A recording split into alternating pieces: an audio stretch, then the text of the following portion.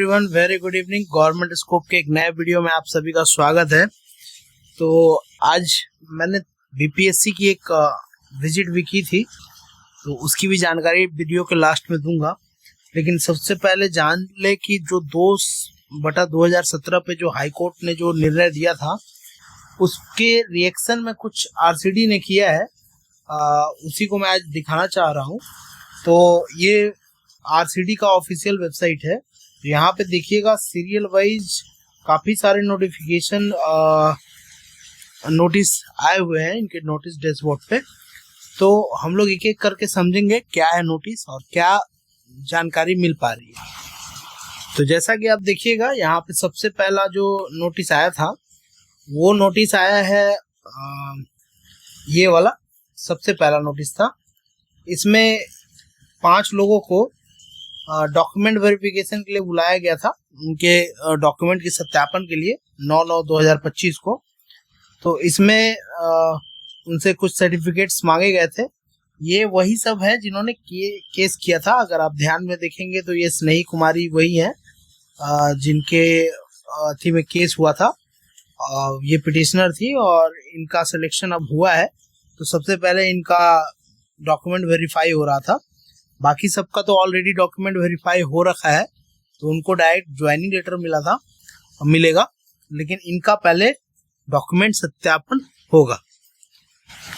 तो ये सारे डॉक्यूमेंट वो ले गए होंगे आज। तो आज ये सारे डॉक्यूमेंट्स वो लेके आज 9 तारीख को उन्हें अपना डॉक्यूमेंट वेरिफिकेशन करवा लेना था।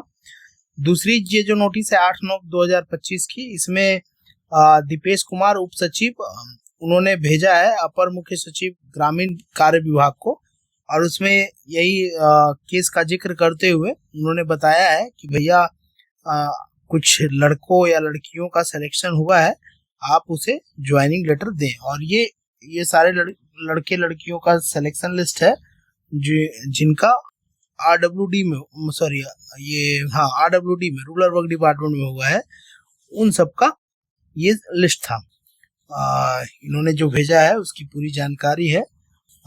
मैं लिंक डाल दूंगा, आप वहां से भी डायरेक्ट पढ़ सकते हैं। इसमें उन्होंने साफ साफ बताया है कि नियुक्ति हेतु 124 अतिरिक्त उम्मीदवार 92 महिला उम्मीदवार सहित को सफल घोषित किया गया है। तद आलोक में अग्रतर कार्रवाई करने का निर्देश प्राप्त है। अब ये देखिए, ये धीरे धीरे कर सारे डिपार्टमेंट को 1 से 124 तक इनका डिपार्टमेंट अलॉट हुआ है पूरा। ये देखिए यहाँ तक 81 हुआ था, और फिर ये आरडब्ल्यूडी, डब्ल्यूआरडी, एमडब्ल्यूआरडी, प्लानिंग, ये सब को मिलाकर टोटल 124 का इन्होंने डिपार्टमेंट डिस्ट्रीब्यूट किया। अब क्या है, धीरे धीरे सभी, अब यहाँ पे देखिए दीपेश सर ने भेजा है सचिव भवन निर्माण को। अब इसमें जो भवन निर्माण के थे उनके लिए फिर उन्होंने भेजा है अलग से लेटर कि आपका बीसीडी में ये 3-2-5 लड़कों लड़कियों का सिलेक्शन हुआ है अभ्यर्थियों का, तो आप उनको आगे ज्वाइनिंग का प्रोसेस करवाएं। तो फिर सेम चीज भेजा है उन्होंने कि 124 का सिलेक्शन हुआ था, उसमें 5 आपका आरसीडी में है।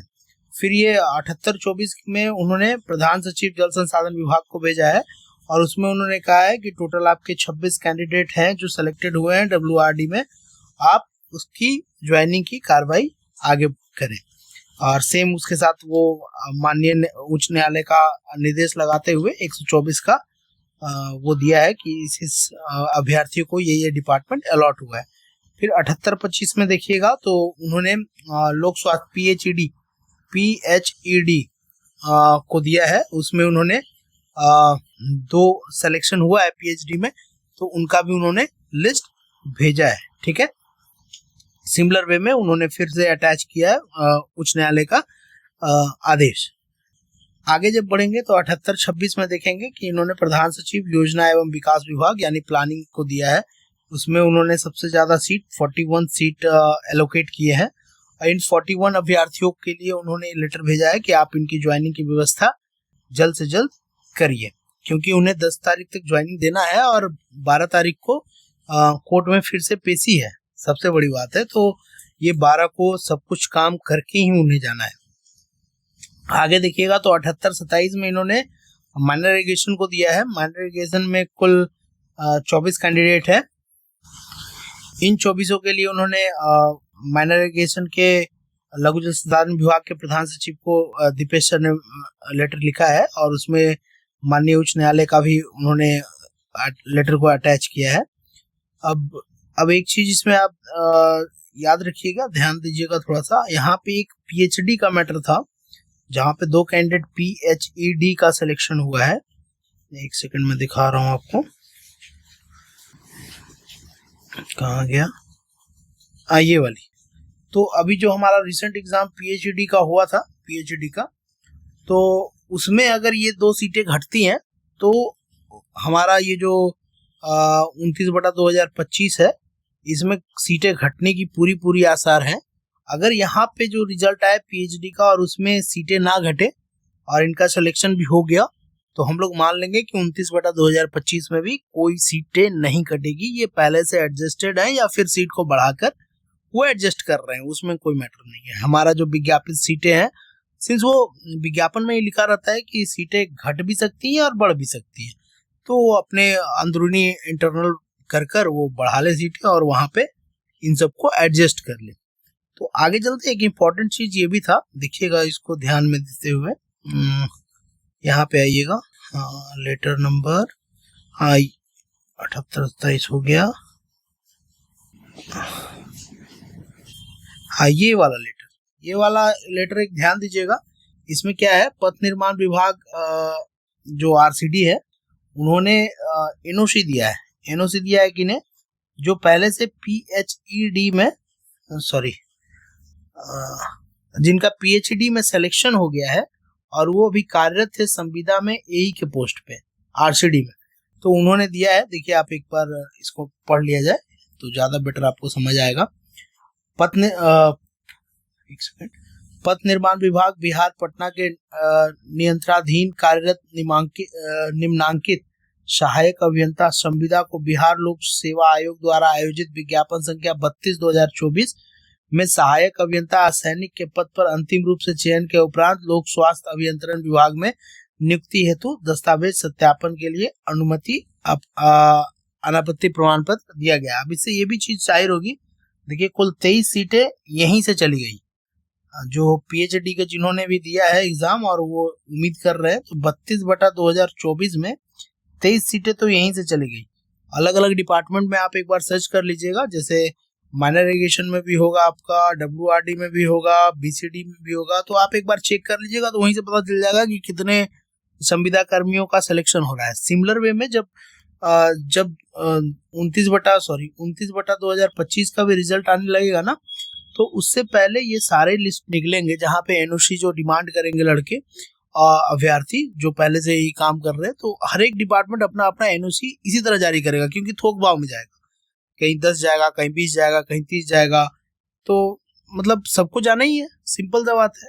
अगर उनका सिलेक्शन परमानेंट में हो रहा है तो कॉन्ट्रैक्ट में वो क्यों करेंगे, तो वो एनओसी डिमांड करेंगे और इसी तरह का एनओसी सभी डिपार्टमेंट जारी करता है जब थोक भाव में रहता है, मतलब 1-2 से ज्यादा रहे तो उसे वेबसाइट पे डाल के ही सार्वजनिक कर देता है कि आप सबको हमने दे दिया, यही लेटर आप ले जाके डॉक्यूमेंट वेरिफिकेशन में दिखा दीजिए।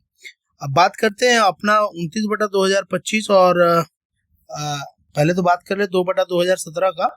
तो लिस्ट सारे विभाग को रिक्वेस्ट कर दिया गया है सचिव सर के द्वारा, अपर सचिव जो प्रधान सचिव होंगे उनके द्वारा, दीपक सर के द्वारा कर दी गई है। अब इनका काम है, तो मेरे ख्याल से लगता है कल 10 तारीख है और कल सभी को ज्वाइनिंग लेटर उनके मेल पे चला जाएगा मेरे ख्याल से, या चला भी गया होगा, बहुत कोई ने नहीं बता रहे होंगे। अगर आपके पास मेल आ गया है तो काइंडली कमेंट करिएगा कि हाँ मेरे पास मेल आ गया है। उसके बाद उनका 5 ही का डॉक्यूमेंट वेरिफिकेशन था, बाकी का रेस्ट का ज्वाइनिंग होता है। ज्वाइनिंग के टाइम में आपको फिर से अपने सारे डॉक्यूमेंट की एक पूरी सेट आपको देनी पड़ती है, वो विभाग में वो जमा रहता है, तो वो आपको देना पड़ेगा। आपके मेल में सब कुछ लिखा रहेगा कि आपको क्या क्या लेके जाना है, क्या क्या नहीं लेके जाना है। रेस्ट अब बात करते हैं 29/2025 की। तो आज बीपीएससी गया था, वहाँ 3-4 ऑफिसर से मेरी बात हुई, 3-4 ने यही कहा कि अभी रिजल्ट जो है वो डिले होगा, तो मैंने रीज़न पूछा कि सर डिले होने का कोई रीज़न है तो बताइए। तो उन्होंने सीधा सीधा ये बोला कि जब तक 71st अपना ये पूरा नहीं हो जाता एग्ज़ाम तब तक तो इस पे दिखेगा ही नहीं कोई। ऊपर से कोर्ट केस भी चल रहा है, कोर्ट केस भी है। आज भी आज या कल था एक सुप्रीम कोर्ट का 25% वाला जो वेटेज वाला केस था, तो वो भी चल रहा है। उसकी भी 3-4 दिन बाद 5 दिन बाद हियरिंग है, किसी और की भी हियरिंग है। तो कोर्ट में भी ये चल रहा है, 12 तारीख तक इनका हियरिंग है। तो थोड़ा सा ये सतर्क होके चल रहे हैं और बोले कि एक बार इसका काम खत्म कर ले हम, तब आपके प्रोविजनल जो रिवाइज आंसर की है वो भी हम दे देंगे। तो मेरे ख्याल से लगता है कि जिस दिन 71st खत्म होगा, फर्स्ट खत्म होने के बाद 2-3 दिन आराम करेंगे ये लोग, और चौथा या 5वां दिन में आपका रिवाइज आंसर की आ जाएगा। और लास्ट तक उन्होंने बोला एक लाइन कि सितंबर लास्ट यानी 30 सितंबर के आसपास हो सके तो रिजल्ट आए, हो सके, it's not confirm but it's probable कि रिजल्ट आ जाए। तो इन फिलहाल तो ये भूल जाइए कि 71st जो कंबाइंड होने वाला है अभी, वो होने के बाद ही कुछ होगा। ठीक है, तो यही एक छोटा सा इन्फॉर्मेटिव वीडियो था। अगर वीडियो पसंद आया हो तो लाइक कर दीजिएगा, चैनल को सब्सक्राइब कर दीजिएगा। चैनल का नाम है गवर्नमेंट स्कोप। वीडियो पसंद आया हो तो लाइक और सब्सक्राइब कर दीजिएगा। गवर्नमेंट स्कोप के साथ बने रहने के लिए आपका बहुत बहुत धन्यवाद। Thank you.